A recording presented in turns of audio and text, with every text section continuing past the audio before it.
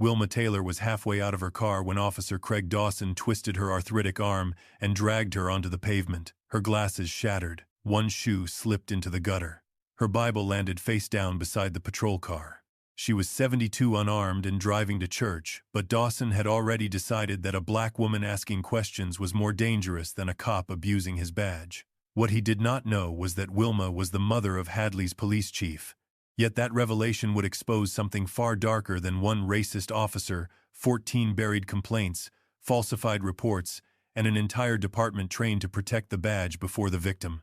So what happens when the woman they tried to silence becomes the one person capable of bringing the whole system down? Wilma Taylor had barely turned toward the flashing lights when Officer Craig Dawson ripped open the door of her aging sedan. His hand closed around her upper arm and dragged her from the seat with enough force to make her shoulder strike the frame. Her glasses slipped from her face, hit the pavement, and shattered one lens spinning beneath the car. Wilma stumbled, but Dawson shoved her forward until both palms struck the hot hood. "Get out, before I pull you out myself," he said, his voice low and cold. Wilma did not resist. She steadied her breathing and asked Officer, "What have I done wrong?" Dawson leaned close enough for her to smell stale coffee on his breath. "Your problem," he said, "is thinking you have the right to ask questions." Only minutes earlier, Oak Ridge Lane had looked peaceful beneath the old trees lining both sides of the street. Yet Hadley was changing in ways its polished brochures never admitted. Developers were buying homes block by block. Property taxes were rising. Longtime black families received letters praising the neighborhood's new future, while quietly urging them to sell before prices became unbearable. At the same time, police stops increased under the promise of protecting community safety. The language sounded clean. The purpose was not. Pressure wore a respectable suit in Hadley, but it still pushed the same people toward the door. Wilma, 72, had lived on Oak Ridge for more than 40 years. A retired elementary school teacher, she had spent decades teaching children to read carefully, think clearly, and never confuse authority with truth. When she and her husband first tried to buy their brick house, the realtor had smiled and said the street might not be suitable for a family like theirs. Wilma had not shouted. She had read every page of the contract, exposed an illegal restriction, and forced him to correct it. That was how she survived prejudice. Not by giving it the anger it expected, but by meeting it with patience sharpened into intelligence. Her husband was gone now, though the wind chime he had hung above the porch still sang whenever the breeze moved through. That morning, Wilma wore a floral dress, placed her Bible on the passenger seat, and drove toward church. Nearby, Dawson patrolled with Brett Sullivan beside him. Dawson watched the homes pass and said the neighborhood had gone downhill because people like Wilma refused to leave. Sullivan saw her sedan moving below the speed limit. "She hasn't done anything," he said. Dawson glanced at him with a thin smile. "I don't need her to do anything. I just need a reason to check." He activated the lights. Wilma pulled over carefully, kept her hands visible, and waited. Dawson approached without greeting her. He demanded her license and registration, then claimed her car matched one connected to a burglary. Wilma handed him the documents and calmly asked for the vehicle's color plate number or model. He gave none.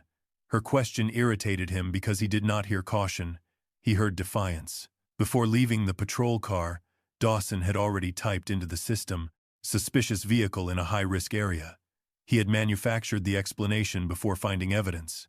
Wilma glanced at the Bible beside her and remembered her husband's words. "Some days you must hold your dignity with both hands because someone will try to tear it away." She lifted her eyes. "I will cooperate, but I have the right to know why I am being detained." Dawson seized the handle. Across the street, Pastor Calvin Moore raised his phone and began recording.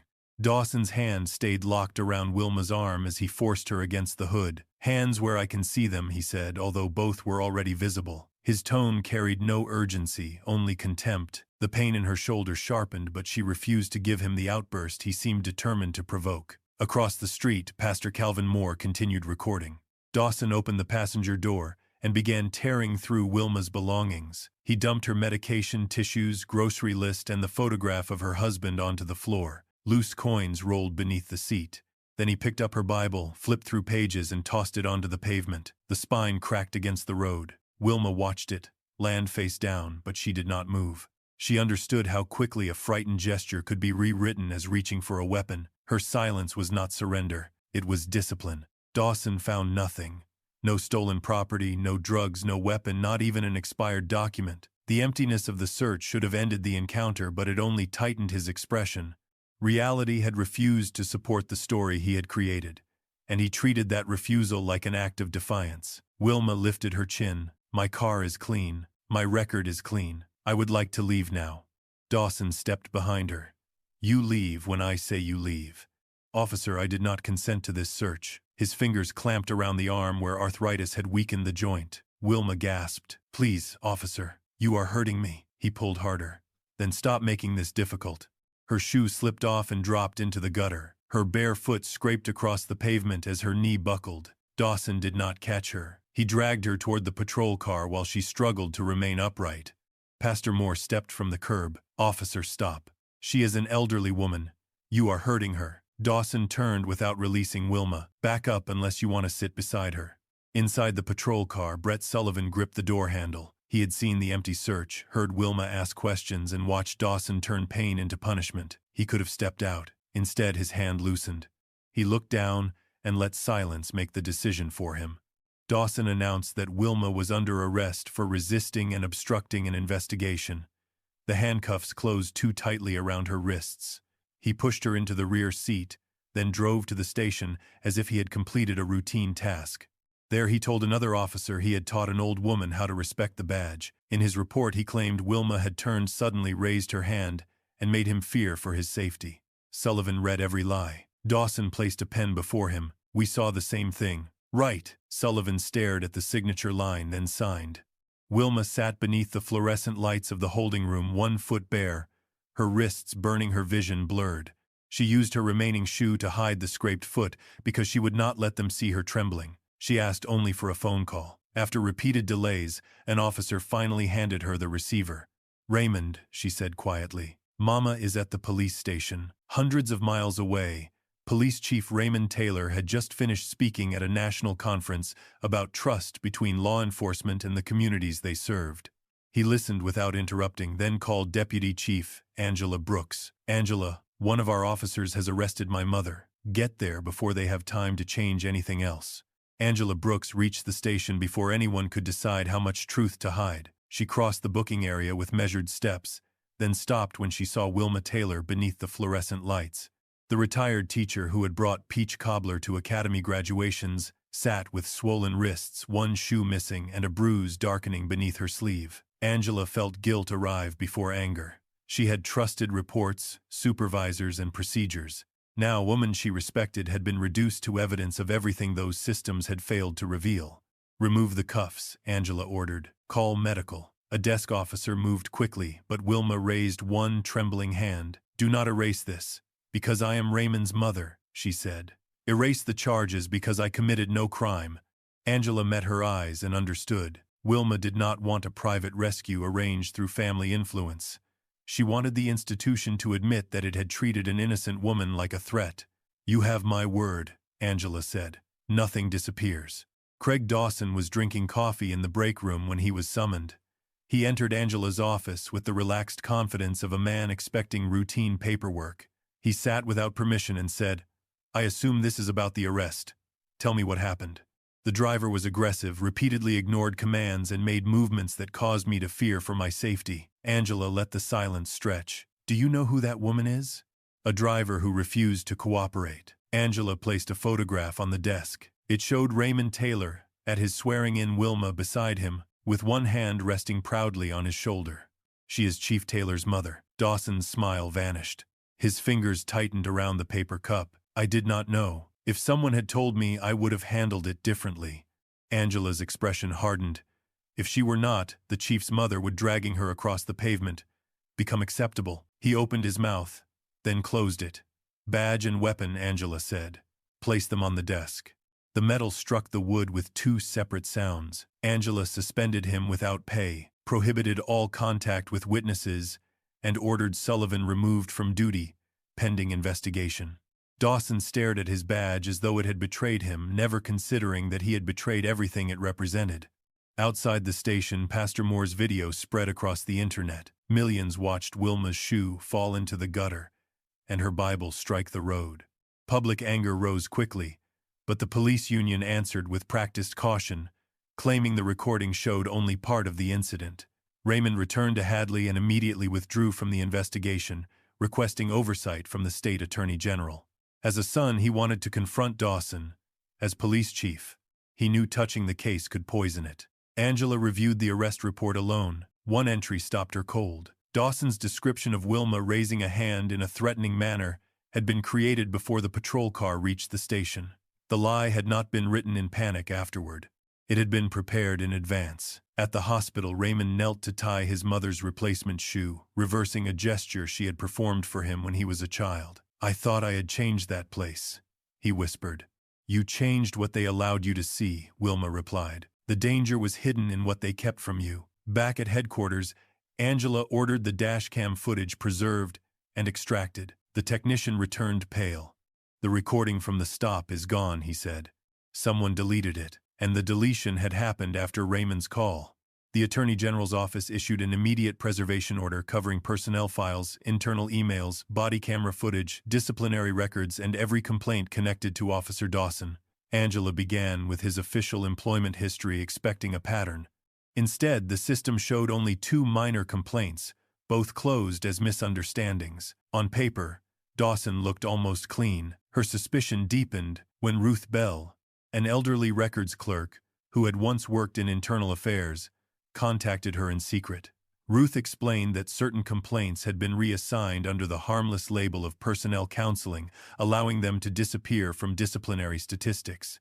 Then she handed Angela a list of 14 cases tied to Dawson. A black college student had been dragged from a newly purchased car, while Dawson accused him of theft. A father had been handcuffed in front of his 2 small children because he matched a description. A nurse had been detained on the roadside for nearly an hour, after asking why she had been stopped. A veteran had been forced face down on the pavement for questioning a vehicle search. Others described Dawson using racially charged insults. Every complaint had been rejected with the same phrases: insufficient evidence, conflicting testimony, or the citizen's statement was not reliable. Reporter Denise Coleman began tracking down the people behind those files. She refused to present them as statistics. She wrote about the student who dropped out after classmates saw the arrest video, the father who lost his job after missing a shift while detained, the nurse who froze whenever police lights appeared in her mirror, and children who had learned to fear anyone wearing a badge. The damage had lasted long after each case was officially closed. As Denise's reporting grew, the city moved quickly. Wilma was offered a large settlement on the condition that she abandon any lawsuit and remain silent about systemic responsibility. Raymond believed his mother should accept it. He told her that the money could buy peace. Wilma looked at him and asked, "How much were the 14 people before me offered to forget?" No one answered. Raymond's confidence began to crack. He had always believed reform could come from the top if leaders had accurate numbers. Now he was forced to admit that the numbers he trusted had been manufactured by the people beneath him. While Dawson's union lawyer portrayed him as a hard-working officer targeted by a powerful family, Wilma began meeting the victims whose voices had been buried. One was Marcus Green, a former student of hers. He sat across from her with his hands locked together and admitted that he had never told her what happened. "I was ashamed," he said. "I thought that if nobody believed me, maybe I really had done something wrong." Wilma reached across the table. "The shame belongs to the person who did that to you," she said softly. "It never belonged to you." For the first time, Marcus looked relieved rather than defeated. That meeting changed Wilma's role completely. She was no longer only the woman Dawson had wronged. She had become the voice of people trained to doubt their own suffering. Then Angela found the detail that changed the investigation. Buried inside one of the 14 files was an original report written years earlier by Brett Sullivan. Sullivan had stated that Dawson used excessive force against a young black man. The following day, however, he withdrew the statement and signed a revised report protecting Dawson. Angela placed both versions on the table before him. Sullivan stared at the signatures, his face draining of color. Angela leaned forward. "You didn't just know who Dawson was," she said. "You tried to warn us. Who made you stay silent?" Sullivan entered the interrogation room already carrying the posture of a man who had spent years making himself smaller. He kept his eyes on the table and claimed that he could barely remember the old excessive force complaint involving Dawson. When Angela asked what he had witnessed during Wilma's arrest, he said he had been sitting inside the patrol car, and had not seen clearly enough to judge Dawson's actions. Angela placed the original report in front of him and tapped the signature at the bottom. It was his. Sullivan tried to retreat into technical language, saying that signing a report did not mean he agreed with every detail. Angela did not raise her voice. She simply placed the revised version beside it. The first report accused Dawson of using unnecessary force against a young black man. The second, signed only 1 day later, transformed the assault into a justified response to an uncooperative suspect. "Which one is the truth?" she asked. Sullivan stared at the two documents until the silence became unbearable. He finally admitted that he had tried to report Dawson years earlier. Afterward, a supervisor called him into an office and warned that officers who did not know how to protect their partners rarely survived in the profession. Sullivan was moved to undesirable shifts, excluded by other officers, and given poor performance evaluations despite having no previous disciplinary problems. His requests for backup were answered slowly. Conversations stopped when he entered a room. Eventually, afraid of losing his career, he withdrew his statement and signed the new report. From that day forward, Sullivan followed a simple rule: see nothing, hear nothing, and ask nothing. Angela looked at him without sympathy. "You did not preserve your career by standing outside the wrongdoing," she said. "You preserved it by helping the wrongdoing survive." Sullivan did not argue. He was not a hero who had suddenly found courage. He was a man with a conscience who had repeatedly chosen his own safety over the safety of the people Dawson targeted. Under further questioning, Sullivan revealed that the patrol vehicles contained physical backup memory inside their dashboard camera systems. Files deleted from the department's central server might still remain inside the device if the storage unit had not been replaced. Investigators seized the camera from Dawson's vehicle and recovered fragments of the erased recording. The audio changed the case immediately. Before the traffic stop, Dawson could be heard identifying Wilma's car and deciding to follow her without any evidence that she had committed an offense. Sullivan told him that she had not violated any traffic law. Dawson answered that he would find a reason. Later, while Wilma waited outside her vehicle, Sullivan again warned that they had no legal basis to search her. Dawson dismissed him and said people like her always became nervous once pressure was applied. Another section of the recording exposed a larger incentive. Dawson spoke openly about enforcement numbers in Oak Ridge, claiming that officers with the highest number of traffic stops, searches, and arrests would be placed first in line for promotion. Angela traced the conversation to a city program called Neighborhood Stabilization. Officially, it encouraged greater police contact in districts classified as high risk. In practice, commanders rewarded officers for increasing stops and searches in those neighborhoods. Oak Ridge was among the most heavily targeted areas. It was also a district where private investors had begun buying property and pressuring longtime residents to sell. Dawson's racism was personal, but it was also useful to his ambition. Every unnecessary stop brought him closer to promotion while making the neighborhood appear more dangerous and easier to acquire. The most damaging discovery was not Dawson's name on the policy documents. It was Raymond Taylor's signature approving the program. Raymond had not written racial quotas into the plan, but he had authorized the policy that his subordinates used to legitimize them. Wilma placed a copy of the approval document before her son. Raymond read his own signature several times before saying, "I didn't know they had turned it into this." Wilma's expression remained calm, but the disappointment in her voice was sharper than anger. "Power is not responsible only for what it orders," she said. "It is also responsible for what it refuses to examine." Raymond returned to his office and opened the archived program files himself. Buried among the reports was a warning Angela had submitted 2 years earlier. She had identified rising racial disparities, unexplained search rates, and the risk of officers using the program as a promotion quota. At the bottom of the memorandum was Raymond's handwritten response: "Insufficient basis. No further action required." For the first time, Raymond could no longer claim that nobody had warned him. His mother had been assaulted by a system he had signed, defended, and chosen not to investigate. The betrayal inside the Taylor family had not begun with Dawson's traffic stop. It had begun 2 years earlier with Raymond's own refusal to look. Raymond confronted Angela in his office, holding the warning memorandum that had carried his dismissive note for 2 years. He asked why she had never brought the issue to him again. Angela's expression hardened.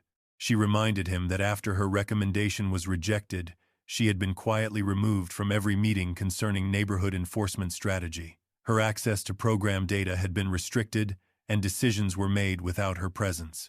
"You told them there was no reason to look," she said. They understood exactly what that meant. Raymond insisted that he had never ordered anyone to hide complaints or silence investigators. Angela did not accuse him of doing so. That was precisely the problem. His indifference had sent a message stronger than any direct command. Leadership did not want to hear the truth. Faced with the consequences of his own neglect, Raymond announced that he would resign immediately. Wilma refused to let him turn resignation into an escape. "Leaving may make you feel better," she told him. "Staying and repairing what you ignored is responsibility." Raymond had spent his career believing that leadership meant giving orders and defending institutions.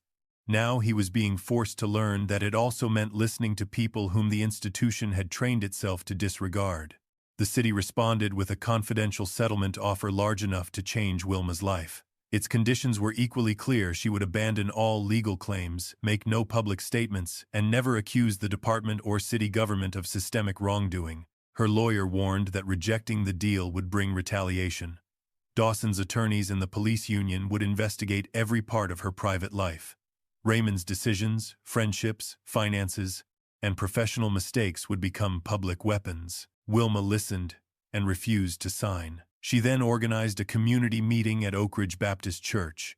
Residents, reporters, city officials, and officers filled the sanctuary, expecting her to describe the traffic stop and speak about her own humiliation. Instead, Wilma walked to the pulpit carrying 14 folders. She opened the first and read the name of the college student dragged from his new car.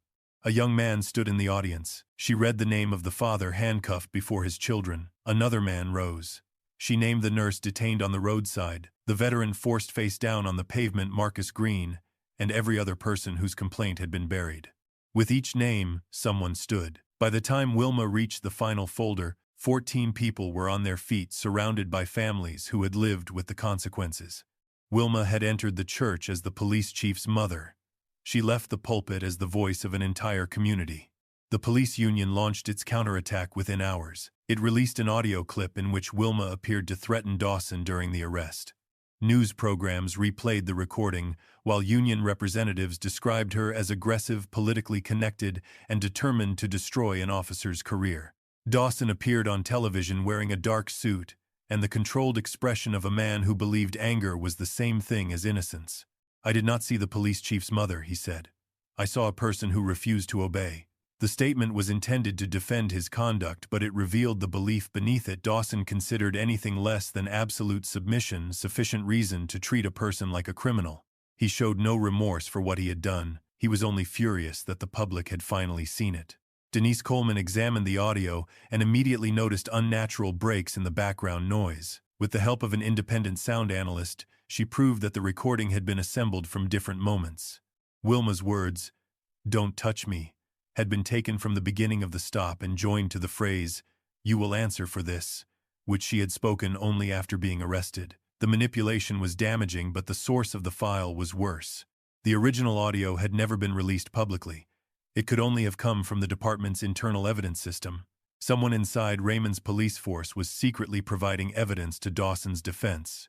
After the church emptied, Wilma remained alone in a pew beneath the dim sanctuary lights. Pastor Moore sat beside her and asked whether she wanted to stop. Wilma stared at the rows of empty seats. "I wanted to stop from the moment my shoe fell off," she admitted. "But there are things we still have to do while we are afraid." That night, a brick crashed through the front window of Wilma's home. Glass scattered across the floor as Raymond rushed into the room. Wrapped around the brick was a piece of paper bearing 3 words, "Leave Oak Ridge now." Wilma stared at the message in silence. After surviving Dawson's hands, the city's settlement, and the union's lies, she was once again being told that she did not belong, this time inside the neighborhood and home she had spent her life building. After the brick shattered Wilma's front window, Raymond insisted that she leave Oak Ridge and stay somewhere protected. He offered police security, a private residence, and every precaution his position could provide. Wilma refused them all. Standing in the middle of her damaged living room with broken glass still scattered across the floor, she looked at her son and said, "If I leave because they threaten me, Dawson will be right in the way he wants most." Raymond understood what she meant. Dawson had treated her as though she did not belong on the road in her neighborhood, or even inside her own dignity. Leaving now would allow that message to become permanent. Wilma was afraid, but she would not let fear decide where she was permitted to live. Public opinion fractured almost immediately. Many people condemned the attack and demanded protection for Wilma, but extremist groups accused the Taylor family of using race to destroy a white police officer. Online forums portrayed Raymond as a corrupt chief seeking revenge for his mother. Wilma's private information was posted across social media: her home address, telephone number, church schedule, and even the times she usually visited the grocery store. Anonymous callers filled her voicemail with insults and threats. Meanwhile, Dawson appeared in a televised interview looking exhausted and wounded, his tie loosened and his voice carefully restrained.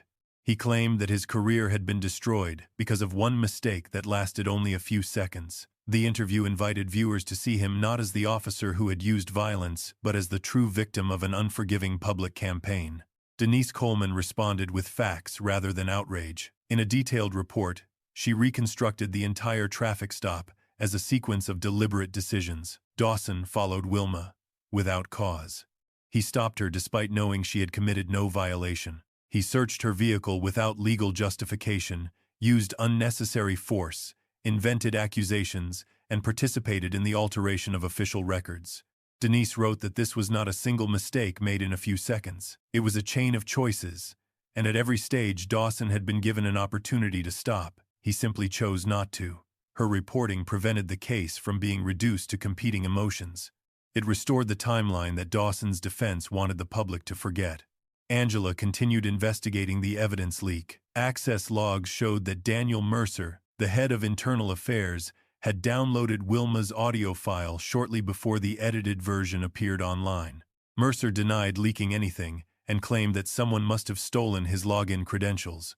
At first, the explanation seemed technically possible. Then, a department technician came forward with a second set of logs stored outside Mercer's control. They showed that his account had not only accessed the evidence, it had also deleted a section of the dashboard camera, recording only hours after Raymond issued the preservation order.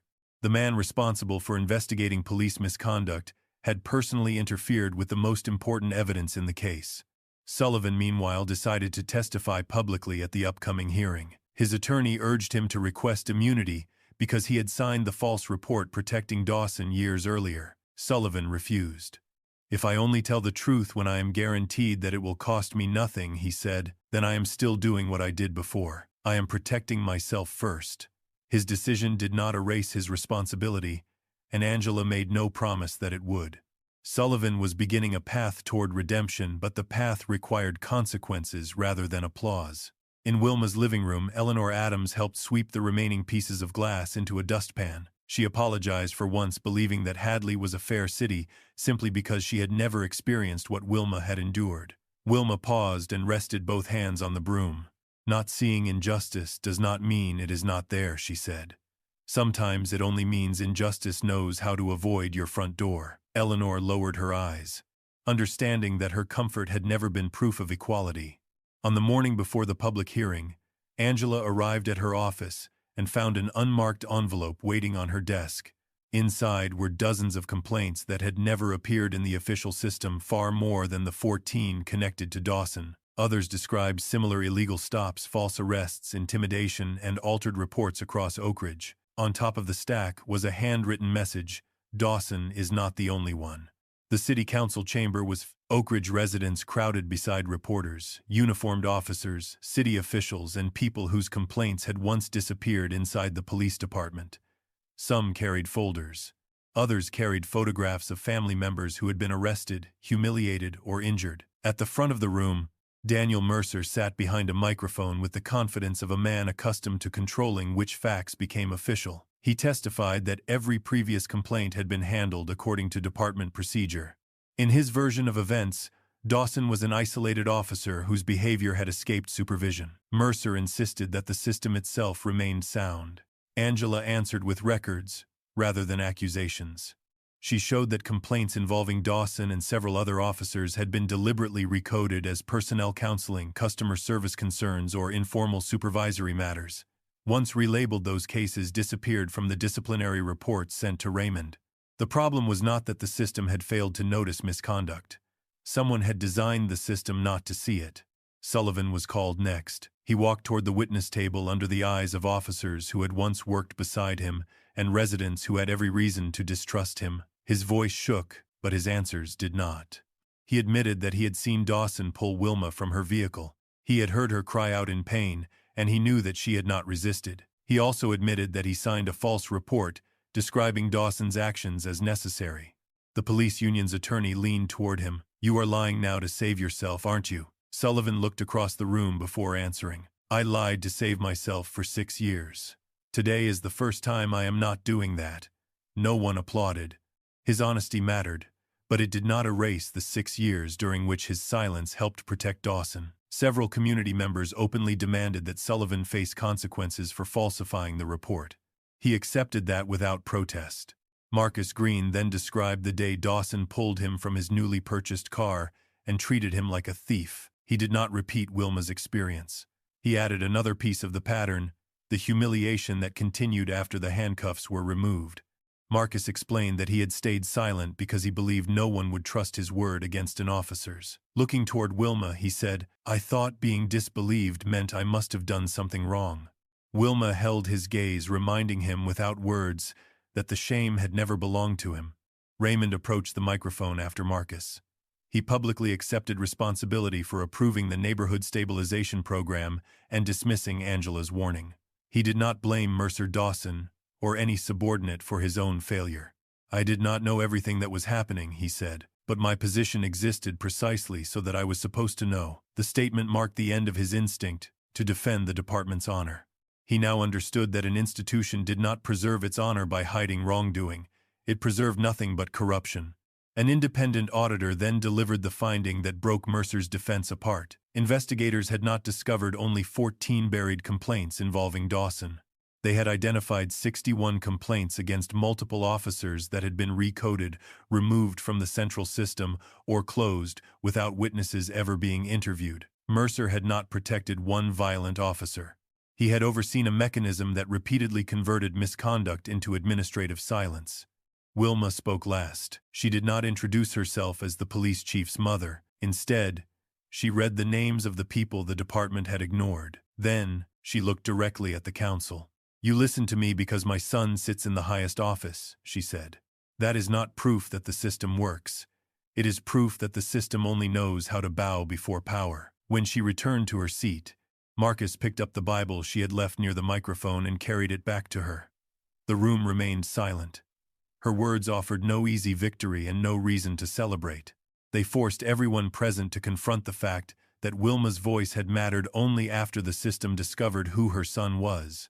Mercer left the chamber through a side door, but 2 state investigators were waiting in the corridor. One handed him a warrant authorizing the search of his office electronic devices and private records. Mercer stared at the document as cameras gathered behind him.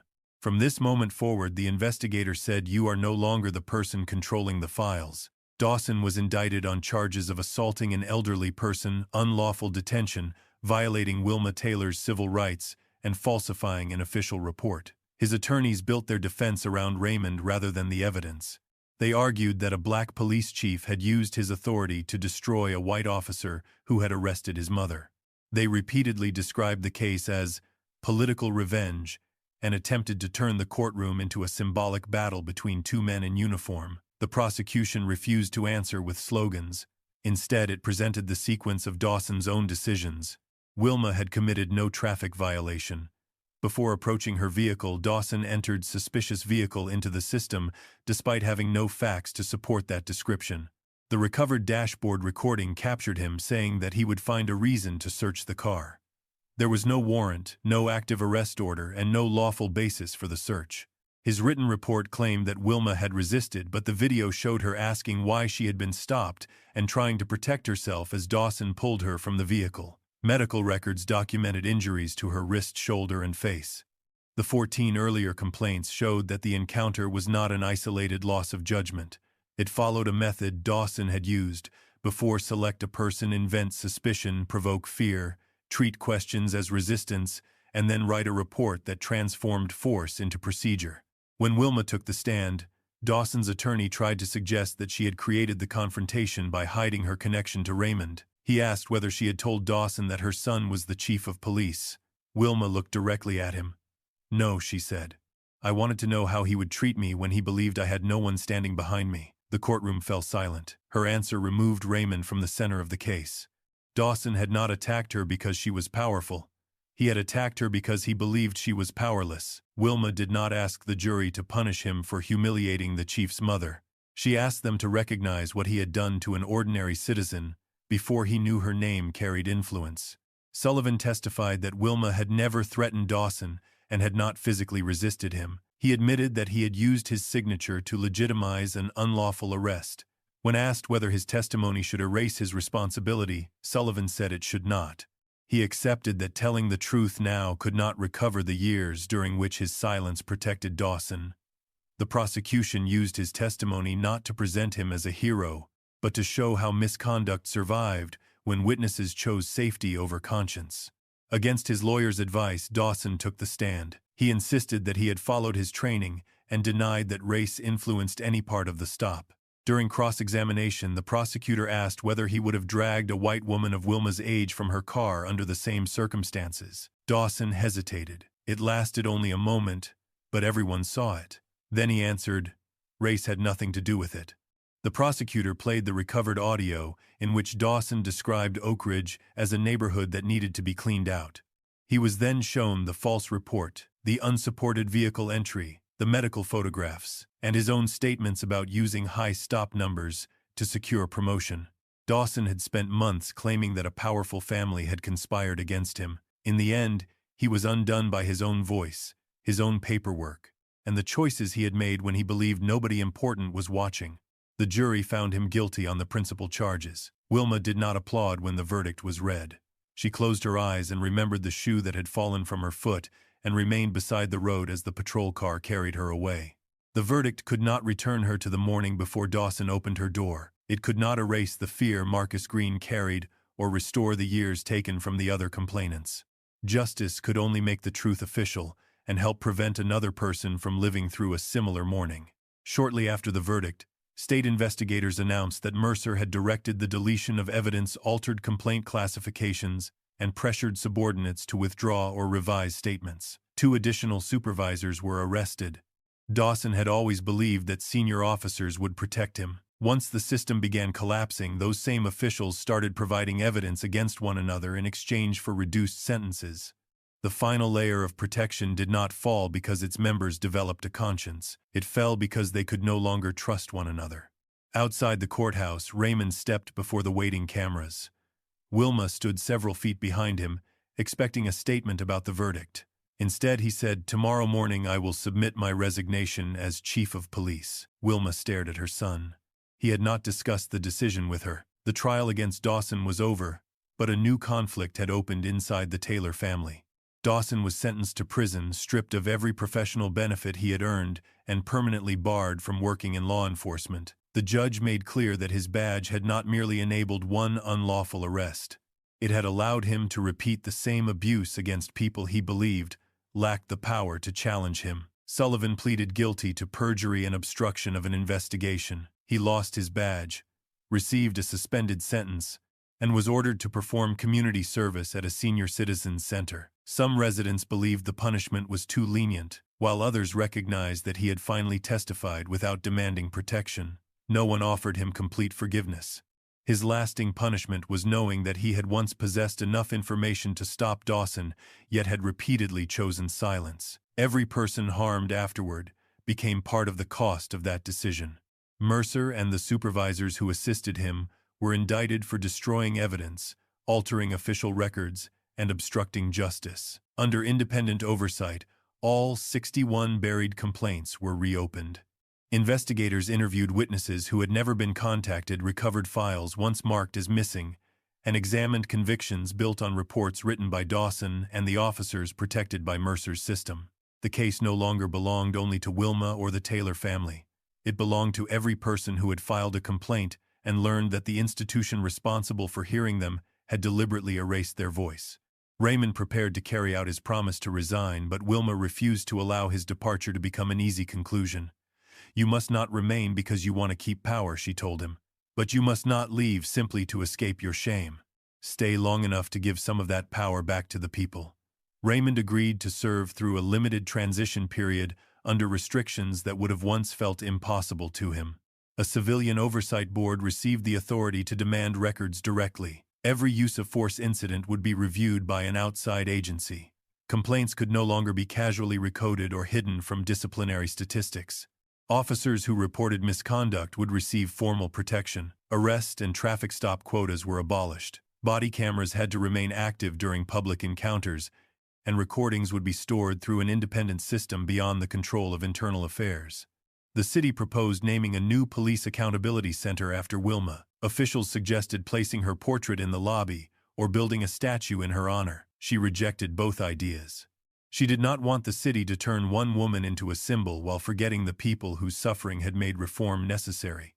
Instead, she asked that 14 chairs be placed in the entrance hall.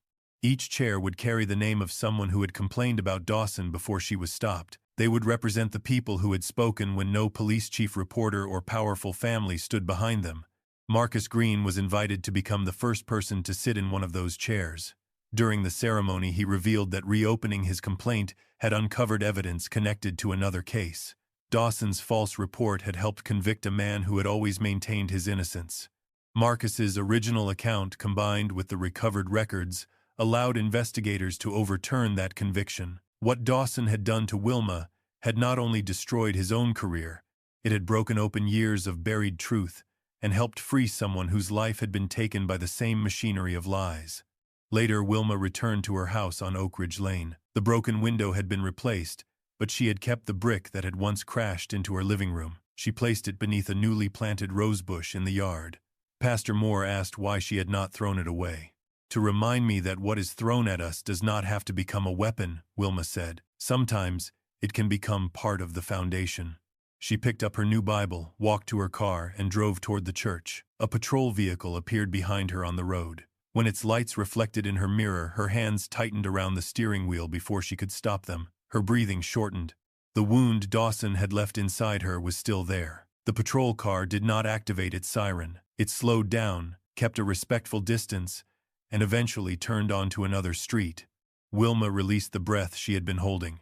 The fear had not disappeared. For the first time, however, it did not decide where she was allowed to go. Dawson had once believed that his badge gave him the authority to decide who belonged in Hadley. In the end, the woman he dragged from her car still lived in her own home, traveled her own roads, and was still called by her name. Dawson had become nothing more than a number behind prison bars. Power did not save the bully. The truth spoken by those he considered powerless forced power itself to kneel and answer for what it had done. Wilma's victory was never simply about seeing Dawson behind bars. It was about the 14 voices buried before hers, the 61 complaints hidden by a system that protected badges more fiercely than people, and those who had no powerful family member to call when justice refused to listen. Dawson believed authority gave him the right to decide who belonged. But Wilma proved that courage does not require the absence of fear. It requires refusing to let fear choose where you may live, speak, or go. Her wounds did not disappear yet. They became the foundation for a truth powerful enough to change an entire city. Do you believe Raymond deserved the chance to remain and repair the system, or should he have resigned immediately? Share your opinion in the comments.